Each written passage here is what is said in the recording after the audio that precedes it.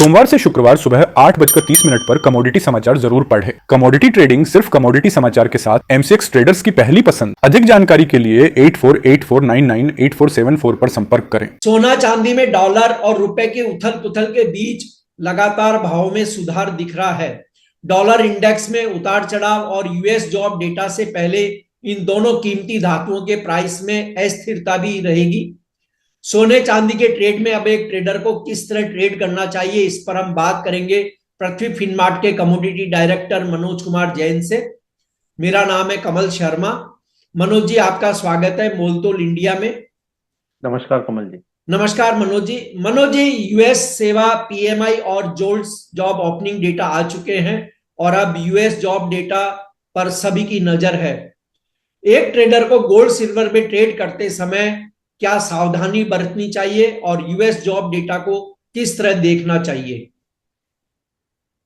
जहाँ तक यूएस के डेटा का सवाल है तो कल जो यूएस के सर्विसेज पीएमआई के जो नंबर्स जारी हुए थे तो वहां पे हमने देखा है कि नवंबर मंथ में जो सर्विस सेक्टर के जो पीएमआई की रीडिंग है वो बढ़कर 54.1 पे पहुंचती हुई नजर आई, जो कि उम्मीद 53.1 की लगाई जा रही थी। और अक्टूबर मंथ की 52.1 की जो रीडिंग थी उससे काफी बेहतर थी। साथ ही जो नए जॉब ओपनिंग के डेटा है नवंबर मंथ में वो भी बढ़कर 8.1 मिलियन पे पहुंचते हुए नजर आए, जी। जो कि अक्टूबर मंथ के 7.84 मिलियन से कहीं अधिक थे। तो इसके चलते हमने देखा कि डॉलर इंडेक्स में जो करेक्शन आया था वो फिर एक बार डॉलर इंडेक्स निचले स्तरों से रिकवरी करता हुआ नजर आया और अभी हम देख रहे हैं कि फिर से एक बार 2 वर्ष की ऊंचाई पर डॉलर इंडेक्स पहुंचता हुआ नजर आया है। साथ ही ग्लोबल अनिश्चितताओं के चलते यूएस के बॉन्ड की जो दरें हैं वो लगातार बढ़ती हुई नजर आई है और 4.6% के ऊपर बॉन्ड की दरें बनी हुई है। यहाँ पे जो यूएस प्रेसिडेंट इलेक्ट है डोनाल्ड ट्रंप, वो 20 तारीख को सत्ता संभालेंगे। तो उसके चलते भी यहाँ पे मार्केट में थोड़ी सी हम कह सकते हैं कि अफरा तफरी का एक माहौल बना हुआ है और कोई भी डायरेक्शन किसी भी एसेट क्लास में, चाहे वो मेटल्स हो या और बाकी दूसरी कमोडिटीज हो या आपका इक्विटी मार्केट हो, सभी जगह कहीं ना कहीं हम देख रहे हैं कि उठापटक जो है बनी हुई है। तो हमारा मानना है कि अभी अगले 10 से 15 दिन ये वॉलेटिलिटी जो है बाजारों में बनी रह सकती है, चाहे वो सोना चांदी हो या बाकी दूसरे एसेट क्लास। तो कोई भी जो ट्रेडर या निवेशक अभी सोना चांदी में जो ट्रेड कर रहा है तो उसको काफी सावधानी यहाँ पे बरतने की जरूरत है। कमल जी। सोमवार से शुक्रवार सुबह 8:30 पर कमोडिटी समाचार जरूर पढ़ें। कमोडिटी ट्रेडिंग सिर्फ कमोडिटी समाचार के साथ एमसीएक्स ट्रेडर्स की पहली पसंद। अधिक जानकारी के लिए 8484998474 पर संपर्क करें। मनोज जी, अमेरिकी डॉलर लगातार मजबूत हो रहा है और इसका बुलियन मार्केट पर किस तरह असर देखने को मिल रहा है और आने वाले दिनों में क्या ये समीकरण रहेगा? डॉलर की मजबूती तो बुलियंस मार्केट किस तरह प्रभावित होगा?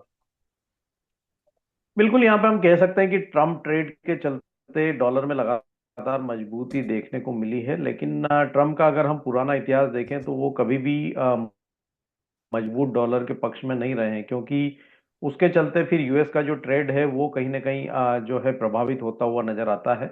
लेकिन अभी जो मजबूती डॉलर इंडेक्स में आई है उनके सत्ता संभालने के पहले, तो उसका निश्चित रूप से यहाँ पे सोने चांदी पर जो है नकारात्मक थोड़ा प्रभाव देखने को मिल रहा है और हम देख रहे हैं कि उसी के चलते सोना $2700 के स्तर को पार नहीं कर पा रहा है। बार बार हम देख रहे हैं कि वो रेजिस्टेंस जो है 2680 से $2700 की रेंज में एक बना हुआ है। भारतीय बाजारों में भी हम देख रहे हैं कि 78,000 से 78,500 एक मजबूत रेजिस्टेंस के तौर पे जो है सोने में देखने को मिल रहा है। तो बिल्कुल डॉलर की मजबूती के चलते अभी यहाँ पे सोने में थोड़ी सी ऊपरी लेवल्स पे दबाव जो है वो देखने को मिल रहा है। लेकिन हमारा मानना है कि ट्रम्प के सत्ता संभालने के बाद ग्रेजुअली फिर डॉलर इंडेक्स में एक बार नरमी की शुरुआत जो है वो देखने की मिलेगी और उसके चलते फिर यहाँ पे सोने चांदी में अच्छी बढ़त की संभावना है जनवरी महीने के बाद से नजर आती है।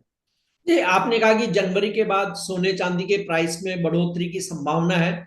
तो क्या अभी जो बीते दिनों आज भी बढ़त है बुलियन बाजार में, भारतीय संदर्भ में देखें तो हम जो ये जो बढ़त आई है उस पर क्या एक बार प्रॉफिट बुकिंग बनती है या जो वर्तमान लॉन्ग पोजीशन है उसे बनाए रखे कोई ट्रेडर?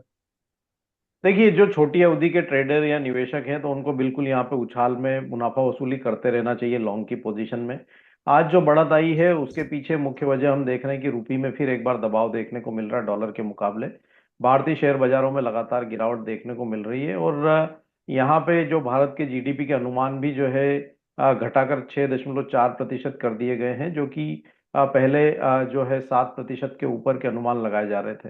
तो कहीं ना कहीं उसके चलते भी दबाव है और रुपये पे दबाव बना हुआ है, तो वो यहाँ पे घरेलू बाजारों में सोने और चांदी की कीमतों को सपोर्ट कर रहा है, लेकिन इंटरनेशनल मार्केट में डॉलर की मजबूती के चलते यहाँ पे प्रेशर बना हुआ है। आज यहाँ पे एडीपी नॉन फॉर्म पेरोल के डेटा भी आएंगे यूएस के, तो उसके चलते भी शाम के सत्र में वॉलेटिलिटी रहेगी। तो उसके पहले अगर कोई भी उछाल आता है तो लॉन्ग की पोजीशन में मुनाफा वसूली करते रहना चाहिए, और ऊपरी स्तरों पर बाइंग करने से बचना चाहिए। गिरावट जब आती है तो वहां खरीदे, और $2700 इंटरनेशनल मार्केट में, भारतीय बाजारों में 78-500 का जो जोन है वो प्रॉफिट बुकिंग का जोन है, तो वहां पे मुनाफा वसूली करते रहें। वहीं चांदी में हमारा मानना है कि 89,000 एक सपोर्ट जोन है भारतीय बाजारों में, जी। और ऊपर में 91,500 से 92,400 का जो जोन है वो एक रेजिस्टेंस जोन है। तो जब जब रेजिस्टेंस जोन में कीमतें आए वहां पे एक बार लॉन्ग की पोजीशन में मुनाफा वसूली करते रहे। जी मनोज जी, आपने जैसा अभी कहा था कि जनवरी के बाद बुलियन मार्केट को एक दिशा मिलेगी, बात सही है बिल्कुल, क्योंकि 20 तारीख को ट्रंप कुर्सी पे बैठेंगे। उसके बाद भारत सरकार आम बजट पेश करेगी और बाजार को नई दिशा फरवरी से मिलेगी। लेकिन ये जो अभी बजट आने तक का जो समय है, इस शॉर्ट समय के लिए आप गोल्ड सिल्वर में क्या लेवल्स देंगे कि एक ट्रेडर उन्हें ध्यान रखे और स्टॉप लॉस क्या मेंटेन करे? देखिए, मेरा मानना है कि अभी 15 से 20 दिन जो जो शॉर्ट टर्म ट्रेडर है उनको बहुत ही सावधानी रखने की जरूरत है। कैरी फॉरवर्ड पोजीशन कम से कम रखें, जो भी ट्रेड करे इंट्राडे के लिए करे, और स्ट्रिक्ट स्टॉप लॉस के साथ करे। सोने में जो अभी रेंज है वो 76,600 से 78,500 की एक रेंज बनी हुई है भारतीय बाजारों में। वहीं अगर चांदी की बात करें तो यहाँ पे 89,000 से 92,400 ये रेंज अभी एक शॉर्ट टर्म में बनी हुई है, तो इसको ध्यान रखना चाहिए अगले 10 से 15 दिनों के लिए।